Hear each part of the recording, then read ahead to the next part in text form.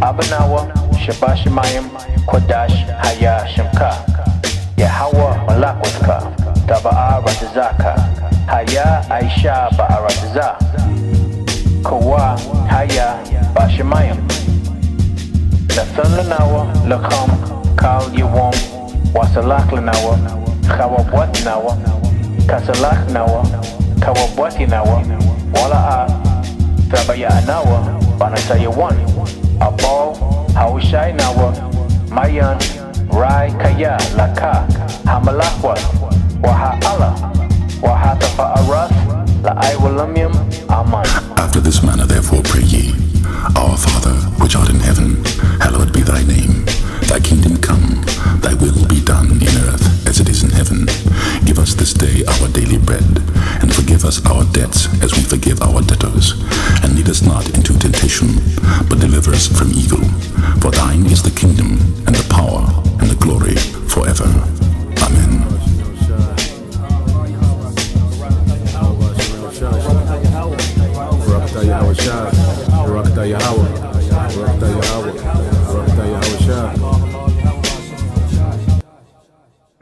First and foremost, I want to give all praises, honor, and great glory to Yahweh, Bahashem, Yahweh Shai, Bahashem Rakakadash. Double honors to the apostles and elders of Great Millstone that rule well, and salutations to the elect pushing its truth to the four corners of the earth, and truth and sincerity. In this particular video, we're going to be talking about the destruction of America. Contrary to popular belief, America's not going to last or be around forever. America's going to be destroyed in the Third World War. Everybody that bends the bow will shoot their nukes upon America. And America will be burnt to a nuclear crisp. Alright? And after America is hit by these nukes, it will be turned into a desert, and desert creatures will dwell here. And in this video, we also want to prove that there is nukes in the scriptures, because you have certain groups out there, certain people that say that there's no nukes in the scriptures, that America will be destroyed by way of a volcano. And that's false. It will be destroyed by way of thermonuclear destruction. And we're going to prove that. So with that, we're going to hop right inside of this video. The first script we're going to get is Revelations chapter 9 and 12. And we read, One woe was past, and behold, there come two woes more thereafter. What does it mean by these woes? The first woe is talking about World War I. The second woe is World War II. And the third woe would be World War III. The Third World War will be a regular war, but it will ultimately lead to nuclear warfare. And it is prophesied that this Third World War will be a nuclear war. As a matter of fact, let's get that. Isaiah chapter 9, verse 5, and we read, For every battle with the warrior is with confused noise, and garments rolled in blood. But this shall be with burning and fuel of fire. What it means when it says confused noise and garments rolled in blood is old wars used to be fought with swords and shields, and it was a very bloody battle. Alright, so the confused noise was shields clacking together, swords hitting together, people yelling, push forward or retreat, horses falling, people being thrust through and maimed. Alright, war drums was a very confused and bloody battle. But this war shall be what? But this shall be with burning and fuel of fire. So this Third World War is going to be a nuclear war. And it's prophesied that everybody that bends the bow will shoot their nukes upon America. As a matter of fact, let's get that. Let's get Jeremiah chapter 50 and 9, and we're going to skip to 14. And we read, For lo, I will rise and cause to come up against Babylon an assembly of great nations from the north country, and they shall set themselves in array against her. From thence she shall be taken. Their arrow shall be as of a mighty expert man. None shall return in vain. When it's talking about these great nations, the main ones is talking about Russia and China. Now you have other nations that's going to come up against America too, which is biblically known as Babylon. And for example, Iran and North Korea. Now the arrows that it's talking about, that's going to be of a mighty expert man. It's talking about nukes. The arrows are talking about nukes. Now we're going to explain that further in the 14th verse when it tells you everybody that bends the bow, which means has nuclear capabilities, will shoot their nukes upon America. This is 14. Put yourselves in array against Babylon round about, all ye that bend the bow. Shoot at her, spare no arrows, for she hath sinned against Yahweh. Now, like I was saying, arrows are nukes. You can even type into Google, what is a broken arrow? Or you can type, what is a stolen, malfunctioning, or a missing nuke? And it's going to bring up broken arrow. This is military terminology.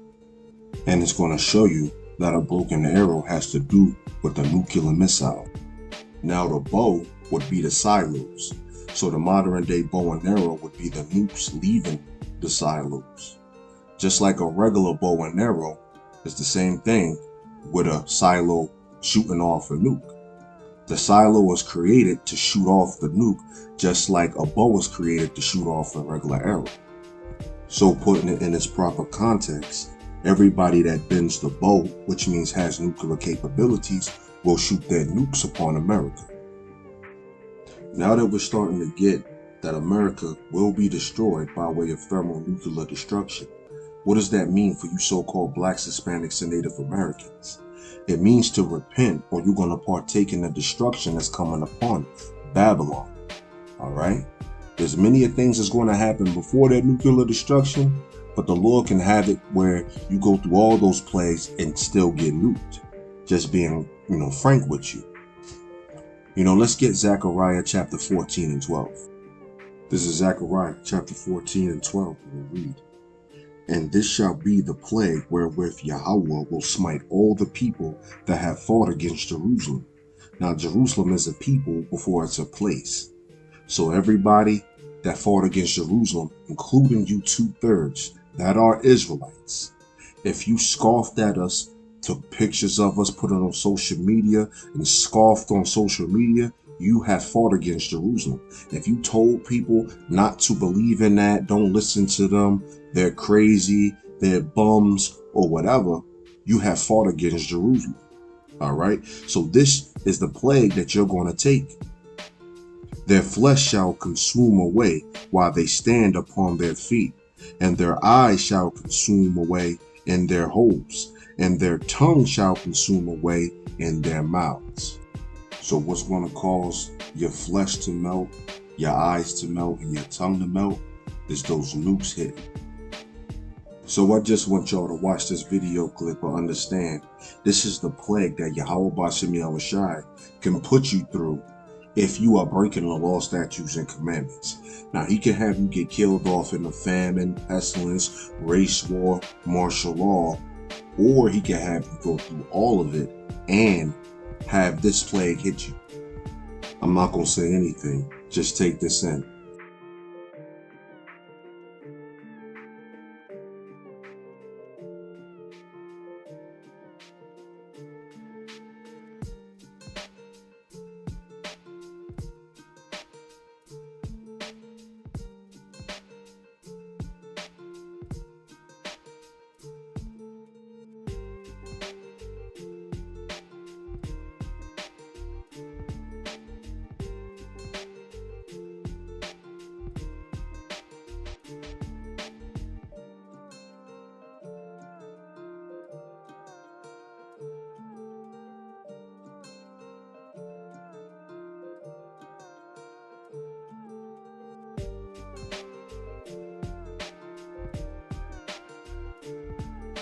What you just saw was the punishment of the wicked. Now, not everybody's going to get hit by a nuke. Some people's going to die in a famine. Some people will die in a pestilence. Some people will die by the sword. Various ways that people can die. But Yahweh Ba'Shem Yahushai can have you go through all the plagues and then get hit by this last plague, which is this thermonuclear destruction. This is 2 Peter chapter 3, verse 10, and we read, "But the day of Yahweh will come as a thief in the night, in which the heavens shall pass away with a great noise, and the elements shall melt with fervent heat, the earth also and the works that are therein." When it says the heavens shall pass away with a great noise, That's those nukes touching down. That's a nuclear explosion and creating those mushroom clouds. And the effect of that is what? It melting everything. That's why it says, and the element shall melt with fervent heat. That's talking about the concrete. It's talking about the cars, the metal, everything will melt. And the works of America will be burned up. All the buildings, the monuments, the White House, anything that you can think shall be burned up. Isaiah 34:4, and we read, and all the host of heaven shall be dissolved, and the heavens shall be rolled together as a scroll, and all their hosts shall fall down, as the leaf falleth off from the vine, and as a fallen fig from the fig tree. Now, what does it mean when it says, and the heavens shall be rolled together as a scroll? It's talking about those mushroom clouds, because when the nuke hits and explodes, it creates something called a mushroom cloud. And you can see that on the screen in these videos that I'm playing. The verse goes further and says, as the leaf falleth off from the vine, and as a fallen fig from the fig tree. Now, when a fig drops off of the fig tree, it just hits. It just drops and hits. But a leaf falls in the ark. So those missiles are going to come in the ark, and then they're going to hit, as you see on your screen. This is Joel chapter 2:1, and we read, blow ye the trumpet in Zion, and sound an alarm in my holy mountain. Let all the inhabitants of the land tremble, for the day of Yahweh cometh, for it is nigh at hand. A day of darkness and of gloominess, a day of clouds and of thick darkness. This is the day where the nukes drop, all right? As the morning spread upon the mountains, a great people and a strong. This great people and the strong is talking about the nuclear missiles. It's not talking about an actual people, and it's going to get into it further as we go down. There have not been ever the like, neither shall be any more after it, even to the years of many generations. A fire devoureth before them. Right, a fire devoureth before these nuclear missiles. Because when they touch down and they explode, they devour and what? Fire. And behind them, a flame burneth. Right, what propels a nuclear missile? It's the fire. Anytime you see a nuclear missile fly, or any missile fly at that matter, you see what behind it? A flame. The land is as the Garden of Eden before them. Right, this land is built up as a Garden of Eden. Right here, you can get anything that you really want. This is a paradise. You can get Fiji water, Polar Spring water. You can get German food, Greek food, African food, Chinese food, anything. German engineering, Japanese engineering. You can get basically anything here. It's built up as what? A Garden of Eden before them. And behind them, a desolate wilderness. Right. So after them nukes drop, America's going to be a desolate wilderness. And after the nuclear radiation calms down, desert creatures will dwell here. Yeah. And nothing shall escape them. Nothing shall escape these nukes. The appearance of them is as the appearance of horses. Right. This is showing you that it's not talking about a people. It's not talking about people. It's talking about nukes. And the reason it's saying it has the appearance of horses is because a horse is known by its what? Its horsepower. So these nukes are going to be traveling very fast. And as horsemen, so shall they run. Like the noise of chariots on the top of mountains shall they leap, like the noise of a flame of fire that devoureth the stubble, as a strong people set in battle array. Before their face the people shall be much pain. All faces shall gather blackness. Right, when these nukes are flying, the people are going to be scared. They're going to be catching heart attacks, passing out, shitting and pissing themselves. You know what I mean? Hey, people are going to be scared. They shall run like mighty men. They shall climb the wall like men of war.